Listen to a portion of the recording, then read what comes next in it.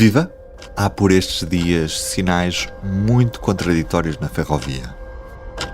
A dívida histórica da CP é assunto resolvido, mas as portagens ferroviárias aumentam, enquanto as rodoviárias estão a baixar. Que prioridade tem o ambiente quando a vontade de discriminar positivamente a ferrovia parece, por estes dias, escassa? No país dos carros, discutir os aumentos do Imposto Único de Circulação agita mais os corações do que falar sobre a perda de competitividade para as nossas empresas que apostam em mercadorias sobre carris. Ainda se o debate fosse sobre bitola, diriam alguns.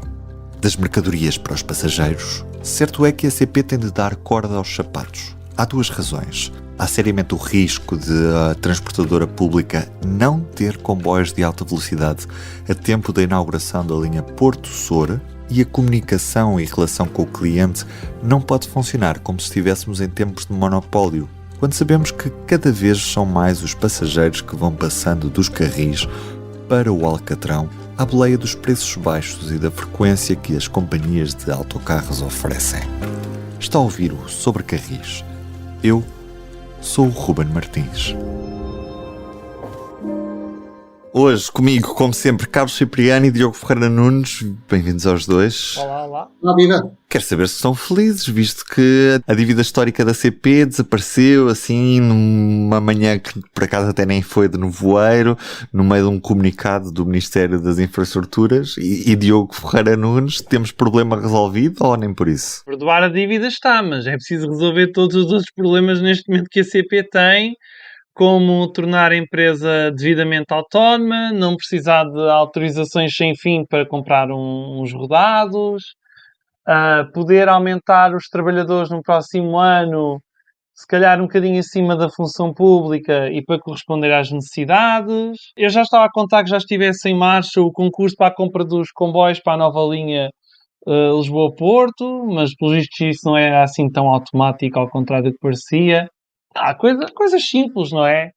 E que vai em coisas simples, vê se agora com este perdão da dívida, se os comboios aparecem a horas, chegam às estações e limpos, já agora. E sem problemas na relação com os clientes, ou com os passageiros, pronto. Já vamos também aprofundar essa parte no episódio de hoje, mas para já, Carlos, o que é que foi saneado ao certo? O que é esta dívida histórica da CP e o que é que isto muda na vida da empresa daqui para a frente? Bom, representa primeiro um ato de justiça perante uma empresa que durante décadas estava condenada a prestar serviço público, a ir acumulando prejuízos sem que o Estado compensasse por esses prejuízos. E, portanto, trata-se, como eu às vezes costumo dizer, não propriamente da dívida da CP, mas da dívida do caminho de ferro quase nos últimos 100 anos. Depois dizer que, ao contrário do que muita gente pensa, do ponto de vista das finanças públicas, esta operação é neutra. Sai da CP e ficará parqueada num organismo do Estado, penso que provavelmente na par pública, e, portanto, é neutra do ponto de vista das finanças públicas. Bom, e para a empresa é um alívio muito grande nas suas finanças, porque vai poder sair da falência técnica em que se situa já há muitos anos, não é? E, falando em números, a empresa que até agora devia 2,1 mil milhões de euros passa a dever apenas 250 milhões de euros. Quer dizer, e passar 2 mil milhões para 250, de facto, é uma diferença muito grande, com tudo o que isso implica em termos de diminuição dos encargos financeiros e no alívio que isso provoca, de facto, nas contas da empresa. Por outro lado, permite uma coisa que pode parecer um bocadinho contraditória ou anacrónica, que permite que a empresa volte a endividar-se. O que é que isto significa? Permite que a empresa agora, com a perspectiva da nova linha Lisboa-Porto, a empresa possa pedir dinheiro ao banco para comprar comboios de longo curso, provavelmente de alta velocidade, para operar nas próximas décadas na nova linha de alta velocidade. E porquê? Porque esse serviço vai ser um serviço que não está abrangido pelo contrato de serviço público, portanto vai ser uma operação comercial pura e dura, eventualmente em concorrência com uma B-Rail ou com uma Renfe ou com quem quiser cá aparecer, e portanto a empresa tem que estar, digamos, armada para poder lutar taco a taco com a concorrência. E portanto para isso não pode contar com a ajuda do Estado, como é óbvio, não é? E tem que ir à banca financiar-se para comprar os comboios para depois operar, fazer uma operação que é rentável e que se espera lucrativa. E, portanto, a mim não me assusta muito que a empresa volte a endividar-se, porque neste caso será para pagar a dívida e para ter uma operação lucrativa. E isto, na minha opinião, para terminar, é mesmo sublinhar que o mais importante do saneamento financeiro da dívida da CP é ela poder ficar de mãos livres para poder investir em novos comboios, para poder ganhar dinheiro a prestar o serviço ferroviário. Entretanto, soubemos que a Organização do Mundial 2030 será atribuída a Portugal, Espanha e a Marrocos. Portanto, há aqui uma pressão adicional para em 2030 já haver alguma coisa de linha de alta velocidade em Portugal, mesmo que seja só a primeira fase entre Porto e Açores. Isto quer dizer que a CP, se começar agora a tratar do concurso de compra de comboios de alta velocidade, consegue tê-los cá em 2030, tendo em conta o historial e olhando, por exemplo, para o concurso dos regionais que a CP encomendou à Stadler, pelos vistos ainda pouco tem avançado também. A Stadler aguardou à última para iniciar a produção destes comboios, também na esperança de ganhar o grande concurso de material circulante da CP, que entretanto também tem algum potencial de conflitualidade entre os vários concorrentes, os vários finalistas. Lembrar que este concurso grande foi ganho pela Alstom. Diogo, neste cenário, mesmo que a CP comece agora a tratar deste concurso dos comboios de alta velocidade, é possível sequer que eles cheguem a tempo de inaugurar a linha de alta velocidade em 2030? Mas, como disse, o concurso tem que ser lançado ainda este ano. Ou seja, estamos a gravar isto em meados de outubro, portanto, faltam 2 meses e meio para começar a tratar da papelada toda. Se isso não acontecer, tenho muitas dúvidas, até porque a ordem é pequena. Estamos a falar para já 12 comboios, com a opção de mais 14, são os números que se têm falado, mas os grandes fabricantes não costumam pôr na linha da frente as ordens pequenas, mas sim as grandes ordens. E toda a Europa, pelo menos, anda a encomendar comboios. Espanha, França, Alemanha, Inglaterra, Países Baixos. Toda a gente anda a querer comprar comboios. E como Portugal ainda está um bocadinho longe de ter a capacidade de os fabricar, tem que se despachar. Senão, quem vai fazer esses comboios, se calhar, são os vizinhos. Carlos, e tu, qual é que é a tua perspectiva? De acordo com o Diogo, acho que existe de facto esse risco, não é? Porque, olhando para o histórico, a dificuldade que há em fazer avançar um concurso, escolher um vencedor, mandar o fabricante fabricá-los, demora tantos anos que eu tenho dúvidas que nos próximos 7 anos a CP consiga de facto comprar os tais 12 comboios de longo curso que tem previstos. E isto de facto é logo uma das primeiras diferenças que há entre o público e o privado, é que empresas privadas não têm que estar sujeitas às regras da contratação pública, vão ao mercado e compram os comboios que querem. Quase que vão ao stand e compram os comboios. Apesar de também não ser tão fácil assim, mas é mais fácil, porque não estão sujeitas a isto. Ou seja, compram a quem querem, sem dar satisfações a ninguém. E a CP está completamente maniatada com um conjunto de regras que faz com que qualquer concurso público seja uma via crucis.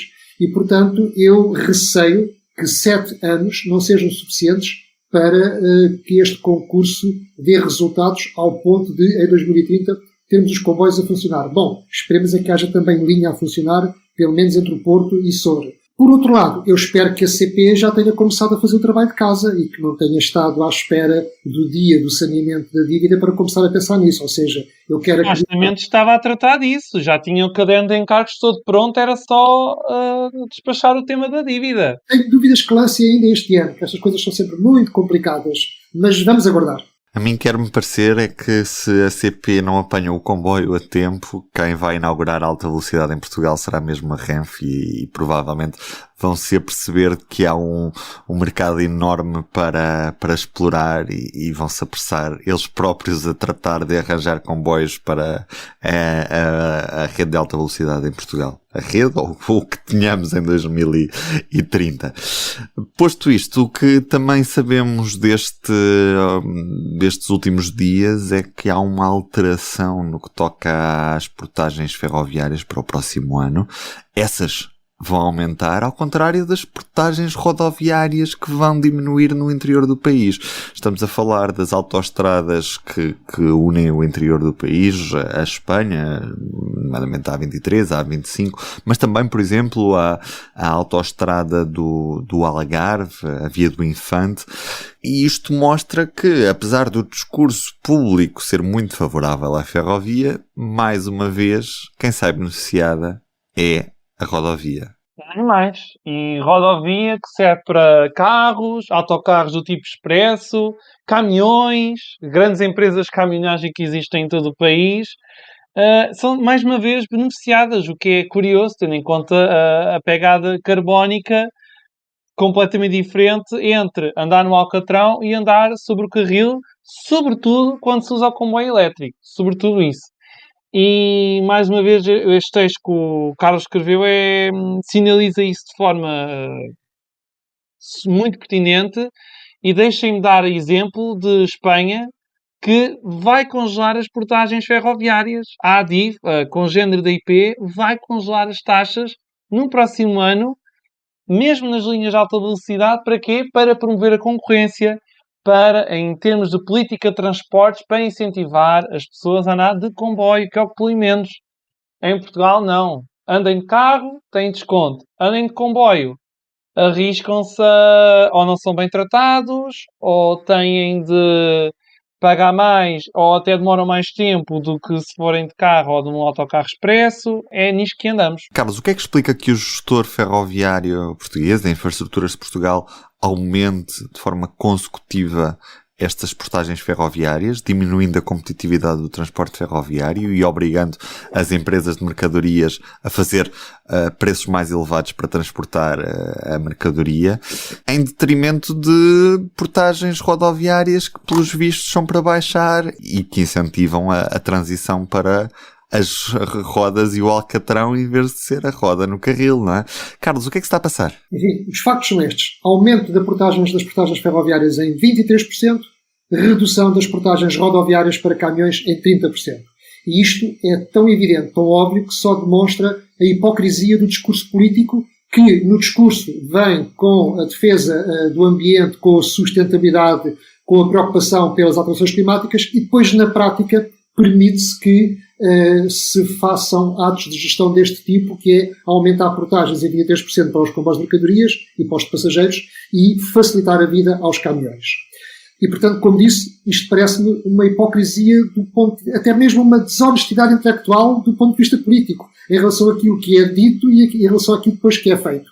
Aliás, eu até gostava de citar a Associação Portuguesa de Empresas Ferroviárias, que fez um comunicado em relação a este assunto, e onde diz, a dado momento, que tudo isto é feito em total contradição com os objetivos estabelecidos para a descarbonização do setor, ao arrepio do discurso político nacional e da própria Comissão Europeia. O público perguntou ao Governo como é que validava esta decisão da EIP e como é que explicava isto à luz dos princípios da sustentabilidade, mas o Governo não respondeu.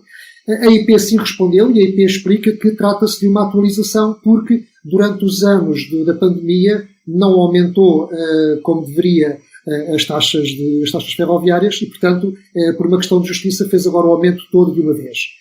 Convém relembrar que, efetivamente, a IP também tem que se financiar e o financiamento da IP passa pelas receitas da taxa de uso, como é óbvio, não é? Agora, E não só, Carlos, e não só. A IP recebe contribuição no serviço rodoviário, também, sim, recebe taxas dos combustíveis. Exatamente, tens toda a razão, é verdade. E, portanto, mas quer dizer, o Governo é que tem que encontrar uma fórmula para não validar situações destas que são claramente injustas para a transferência modal que é desejável para o país e para o mundo, digamos assim. E, portanto, está aqui claramente uma situação muito injusta para a ferrovia e que merece censura por parte do Governo e que deve ser, na minha opinião, corrigida quanto antes. Como muito bem lembra a APF, quer dizer, a APF é a Associação Portuguesa de Empresas Ferroviárias, este aumento das portagens ocorre num momento em que também há um aumento brutal dos combustíveis, dos custos energéticos, e em que as obras do Ferrovia 2020 continuam a derrapar e em que os operadores de mercadorias continuam a não poder tirar o partido total da infraestrutura e, portanto, continuam maniatados porque as infraestruturas estão em obras, há afrouxamentos, há a linha da Beira Alta que está fechada, por exemplo, e relembrando só o próprio site a que velocidade está o Ferrovia 2020, neste momento, se o Ferrovia 2020 tivesse sido concluído na data prevista, já se teriam poupado 21,4 milhões de litros de combustível e que se gastaram, entretanto, porque as eletrificações não foram concluídas atempadamente. Portanto, é todo um ecossistema, todo um ambiente que é desfavorável ao modo ferroviário e que eu não vejo no Governo vontade de corrigir. E que são os operadores que acabam por pagar, não é o gestor de infraestrutura, são os operadores. É a CP, que é a principal penalizada, como tu salientas no teu artigo, é a Medway e é a TACAG/Captrain.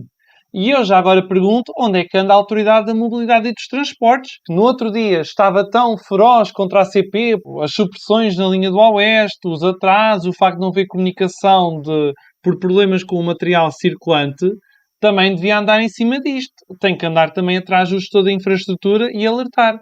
Meus amigos, vocês não estão a cumprir com a política carbónica.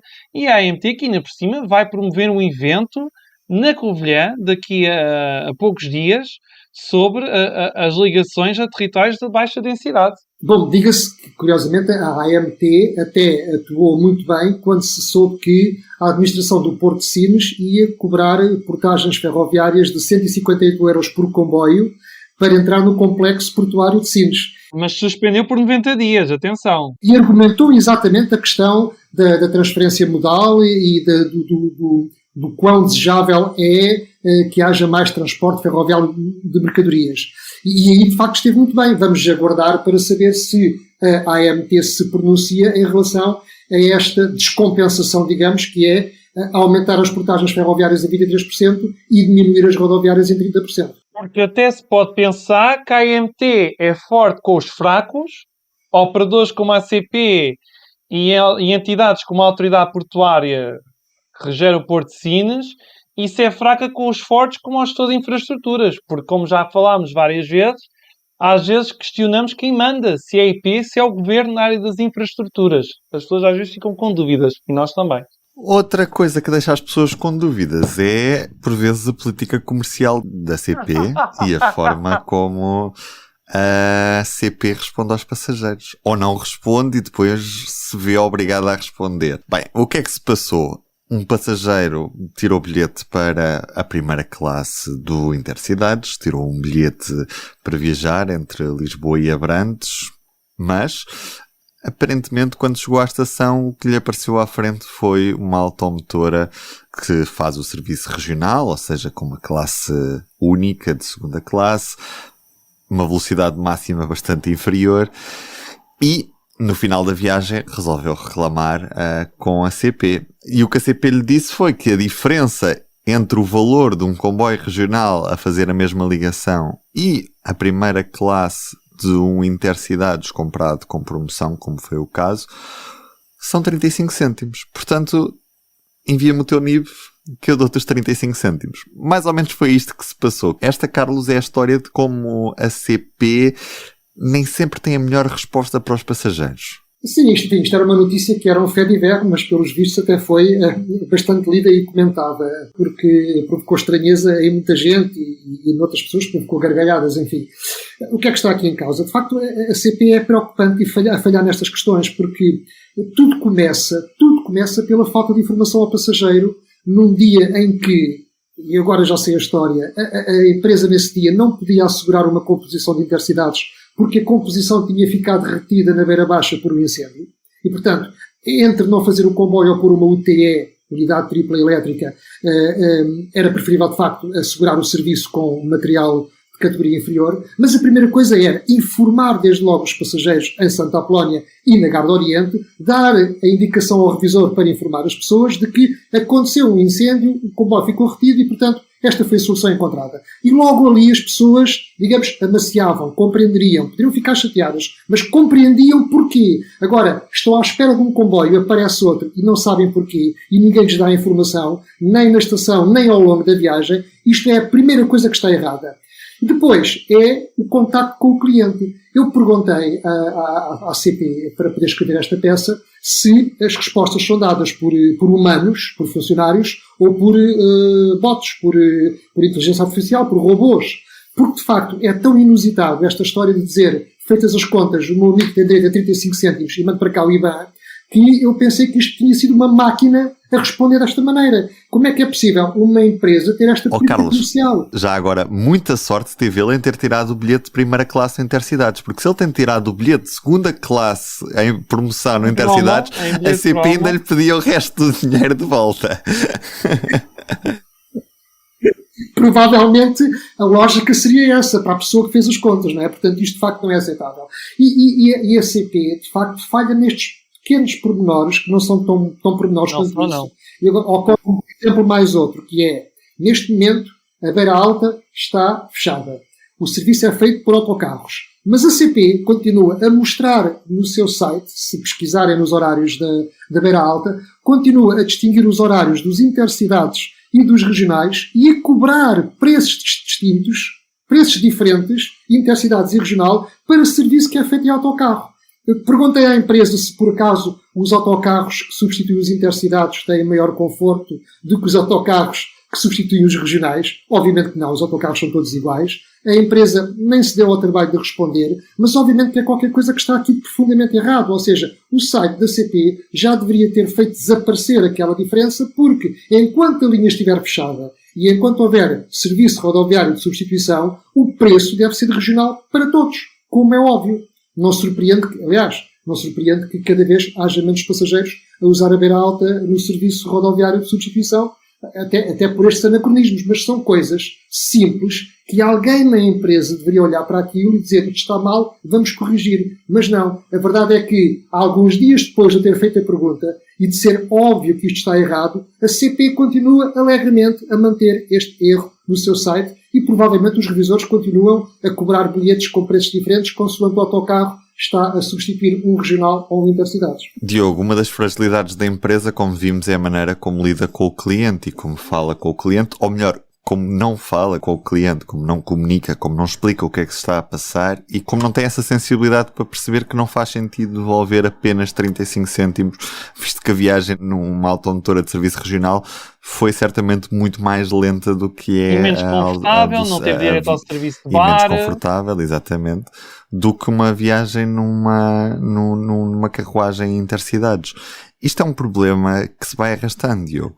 Arrasta-se e o pior é não haver, parece que não há padrões de qualidade na relação com os passageiros da CP. E em vários episódios já manifestámos o quão mal está a funcionar o departamento comercial da CP.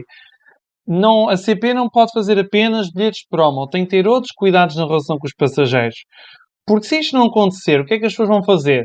Vão à Rede Express, vão à Flixbus, vão à Gypsy, têm aplicações que funcionam como deve ser, têm informação ao cliente na hora, se houver algum problema resolvem num minuto ou em 5. A CP tem de começar a perceber que a concorrência não é só haver uma Renfe ou outros, são outros meios de transporte. Ou até mesmo os BlaBlaCars desta vida, as plataformas de boleia. E se a CP não trata bem os passageiros, eles vão fugir, eles vão tomar outras opções. E um cliente que desaparece é muito difícil recuperar. E a CP tem de começar realmente a perceber isso e o departamento comercial tem que levar uma volta muito grande. Basta pensar que a plataforma bilhética que é usada no site da CP já tem praticamente 2 décadas. Se bem me lembro, é dos tempos de António Ramalho como presidente da CP, que era na altura em que a CP chegou a tentar massagens e cabeleireiros no Alfa Pendular. Portanto, vejam lá bem, que são quase 2 décadas e tanto mudou na bilhética nesse período. E a CP é também das pouquíssimas empresas a nível europeu que ainda tem tarifas fixas para o Alfa Pendular e que noutras empresas já é com tarifas dinâmicas, ou seja, quando há mais procura o preço é mais alto, quando a procura é mais baixa o preço é mais baixo. Quer dizer, há muita coisa que tem que mudar na política comercial da CP e não podem ficar à espera que entre um concorrente. Tem que ser já, imediatamente. Tem de haver um plano e ser executado. Senão a CP vai continuar a perder clientes. E não são só os passageiros portugueses, são os turistas, são outros. E fizeste bem em alertar para isso, Diogo, porque de facto a plataforma é bastante antiquada, não é nada fácil de utilizar, pelo menos quando comparada com qualquer plataforma das empresas rodoviárias. A Rede Expressos, é muito mais fácil comprar um bilhete na Rede Expressos, na Flixbus ou em qualquer outra, do que na própria CP, que continua a dar tiros nos pés. Já há muito que a CP anunciou que iria reformular o seu site, mas continua tudo na mesma. E a sua utilização já não é adequada à facilidade com que outras plataformas de operadores concorrentes têm e, de facto, é urgente que mexa na sua plataforma, a torne mais fácil de utilizar para os consumidores. Basta pensar que se quisermos comprar um bilhete de intercidades, se sou da primeira ou segunda classe, se eu comprar no site da CP, eu sei em que lugares estão as tomadas na primeira classe. Se eu comprar na aplicação, não sei em que lugares estão as tomadas. Isto é um mero exemplo, mas há muitos outros de coisas que falham na página da CP. E no Alfa Pendular ainda está lá marcado onde é que estão as tomadas, quando na realidade hoje em dia já estão em todos os lugares, não é? Portanto, há ali alguns anacronismos ainda que fazem com que a experiência do utilizador não seja a melhor e, portanto, há muito caminho ainda para percorrer. Diogo, apesar de estarmos relativamente isolados da Europa no que toca ao meio ferroviário, aliás, há uma grande pressão nos últimos dias a propósito da atribuição do Mundial de 2030 para que regresse um comboio Lisboa-Madrid. A Extremadura tem-se mexido, houve por estes dias em Madrid mais uma conferência do corredor sudoeste ibérico, que defende precisamente a ligação rápida entre Lisboa e Madrid, passando pela Extremadura, e há muito essa pressão para que hajam de novo ligações internacionais em Portugal, mas nada tem acontecido. Mas o que é certo é que ainda é possível chegar à Espanha através do comboio, meramente por Vigo e por Badajoz, e quem for de Erasmus sem apanhar o avião tem um benefício. Que benefício é este, Diogo? Ora bem, isto é uma coisa que muita gente é capaz de não saber, eu próprio não sabia até há poucos dias, é que se não se usar o avião na ida, na deslocação para a Universidade de Destino de Erasmus, há um bónus de 50€ e há uma comparticipação extra das ajudas de custo de 4 dias. Isto é muito giro, é uma belíssima ideia da Comissão Europeia, isto tem cerca de 2 anos e já houve qualquer coisa como cerca de 1.500 pessoas a beneficiarem desta medida, cerca de 1.500 estudantes. Qual é que é o problema? É que isto basicamente só dá para ir à Espanha. E vou explicar-vos porquê com alguns exemplos. Vamos supor que eu estou no Porto ou em Aveiro. Eu se quiser ir para Salamanca, neste momento não dá para ir de comboio, basta pensar que a linha da Beira Alta está encerrada e não há o Lusitânia, que poderia facilitar um pouco nessa tarefa. O que é que acontece? Eu tenho que apanhar o autocarro expresso, demoro 6 horas e compro o bilhete com 10€.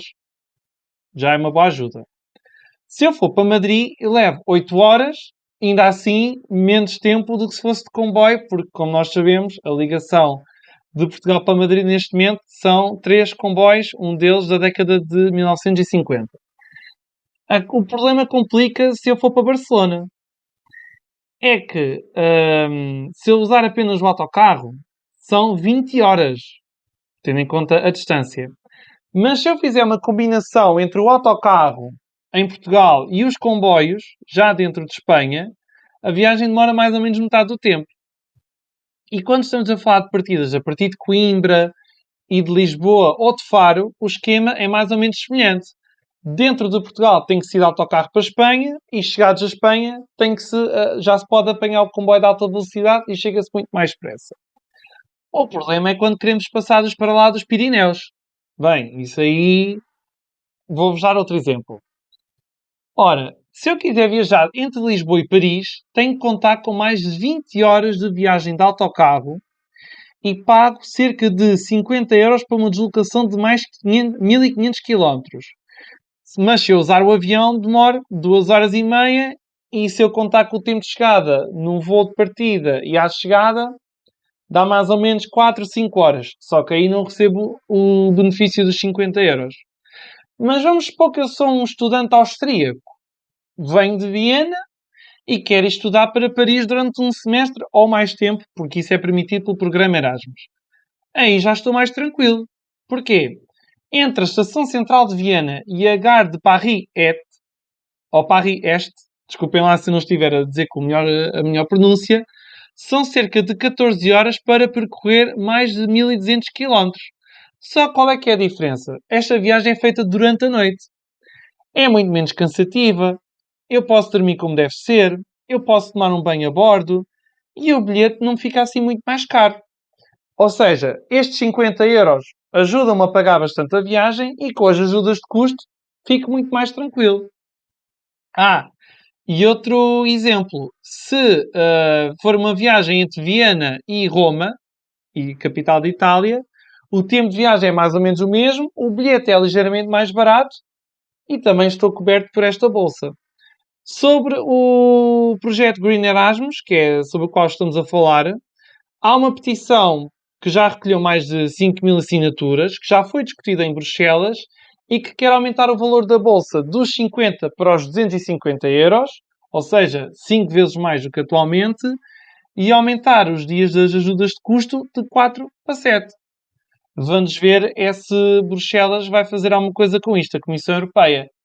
Entretanto, fiquem de pensar, políticos de Portugal, políticos de Espanha e até de outras regiões, que tal desenvolvermos uma rede de comboios noturnos a sério, já que há tanto discurso sobre a mobilidade sustentável, que tal pormos em prática? Carlos. Bom, eu acho que esta medida é de saudar, tiro o chapéu à Comissão Europeia, é extremamente importante pelo valor em si e pelo seu simbolismo. E é curioso que é a mesma Comissão Europeia que tem ideias e medidas excelentes como estas, que permite que haja Estados-membros que aumentem as portagens ferroviárias em 23% e diminuam as rodoviárias em 30%. Desculpem lá voltar ao mesmo assunto. De facto, há aqui uma contradição, como é óbvio, não é? Eu diria, até pelos exemplos que o Diogo referiu, eu diria que esta medida é justa, mas mais para quem vive no centro da Europa e é menos justa para os estudantes de Erasmus que vivem nos países periféricos, sobretudo se forem em Portugal ou em Espanha, não é? Ou sobretudo se forem portugueses. Ou mesmo no norte da Europa, por exemplo. Quem está no centro da Europa e no norte da Europa, muito facilmente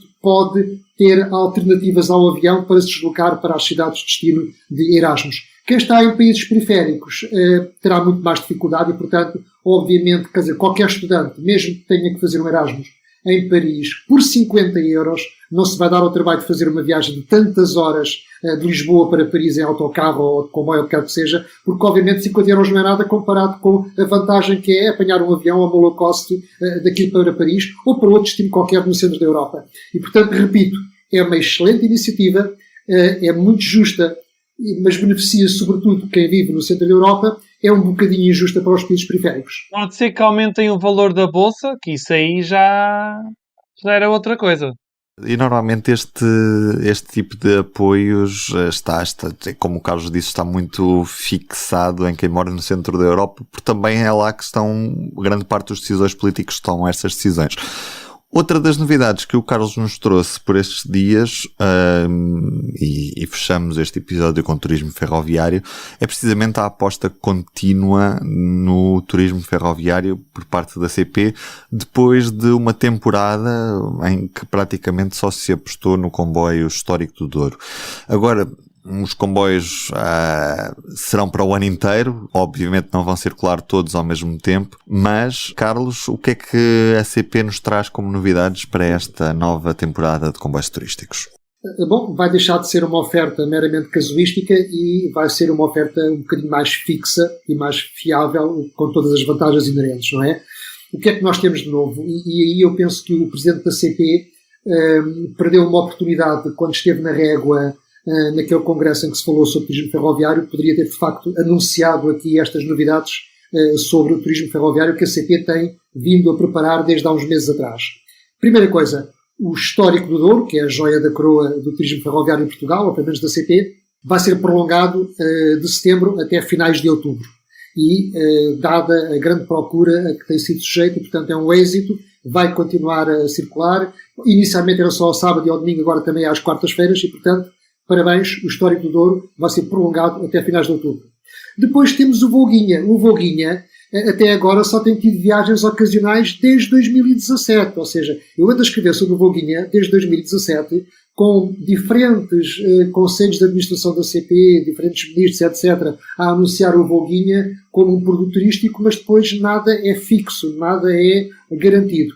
Pelo menos agora a CP vem dizer que o Volguinha vai circular com tração a vapor entre novembro e janeiro de cada ano. E, portanto, é bom saber isso, apanha o período do Natal, é uma excelente prenda para muitas crianças, e é bom saber que depois do Histórico do Douro entra o Volguinha, e que é, aliás, o único comboio com locomotiva a vapor com carvão, porque o Histórico do Douro é alimentado, a caldeira é alimentada com fuel. Mas agora está em aberto se o mesmo histórico, o Volguinha, poderá também circular nos meses de verão, onde, devido ao risco de incêndios, não é permitido que circule com locomotiva a vapor, se vão ou não pôr a locomotiva a diesel, e também haverá uma oferta no verão para o Volguinha.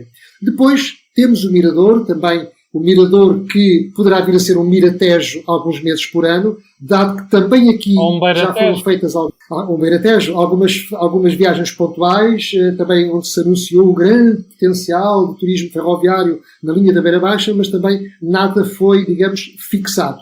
Parece que a CP está interessada nisso. A CP diz que precisa de todas as carruagens Schindler que tem na sua frota para os meses de verão no Douro, mas que no inverno e até à primavera consegue dispensar algumas carruagens para fazer serviços turísticos na Beira Baixa ou noutras linhas. Contamos que sim, vale a pena viajar na Beira Baixa ao lado do Tejo, até pelo menos Ródão ou até Castelo Branco. Eu espero que essa oferta avance efetivamente. Depois há ainda a famosa UTE, uma das primeiras séries da linha de Sintra, dos finais dos anos 50, que foi reabilitada e colocada em estado de marcha, e que foi anunciado na altura que poderia fazer algumas rotações, nomeadamente ao fim de semana, entre o Rossio e Sintra. Penso que era uma iniciativa muito gira, muito interessante, certamente traria muita gente para viajar numa automotora que para as pessoas mais velhas ainda recordarão, não é? E para os mais novos seria uma experiência totalmente nova. Ao que parece, há aqui um problema que é o convelo. Toda a gente sabe a dificuldade que há em arranjar o convelo, e se o convelo faz falta para os comboios regulares, dificilmente irá ser afeto a uma automotora só para fazer alguns serviços pontuais. Mas eu espero que a CP resolva isso muito rapidamente. O que é que resta? Resta o famoso comboio presidencial, que, como nós sabemos, foi um sucesso brutal em termos de imagem para o país, para a região do Douro, o próprio produto em si. A CP indicia que pretende explorar ela mesma o comboio presidencial, eventualmente em parceria com algum privado, porque de facto não está no core da CP arranjar cozinheiros e servir comida a bordo num produto de luxo. A única questão que se coloca aqui é a seguinte, é que o empresário que já explorou o presidencial e com muito sucesso tem a marca registada e, portanto, não se pode fazer um copy-paste do produto que já existiu anteriormente. Portanto, é bom que os jurídicos tenham isto em atenção se efetivamente a CP quiser pegar neste produto. E depois coloca-se outra questão ainda, que é o comboio presidencial não pertence à CP, pertence ao Museu Nacional Ferroviário. E, portanto, é preciso também ter algum cuidado com a forma como esta peça de museu, que não é estática, que deve circular várias vezes por ano, como é que ela é posta à venda, entre aspas, digamos assim, para o uso turístico. Será através de um concurso público, onde várias pessoas ou várias entidades apresentam propostas, com um caderno de encargos prévio, ou a CP será, digamos, a entidade natural para explorar o presidencial. Penso que há aqui questões em aberto que merecem resposta e vamos ver se as temos nos próximos tempos. E até se questiona se a CP deve ter essa vocação de operar um serviço turístico tão reputado.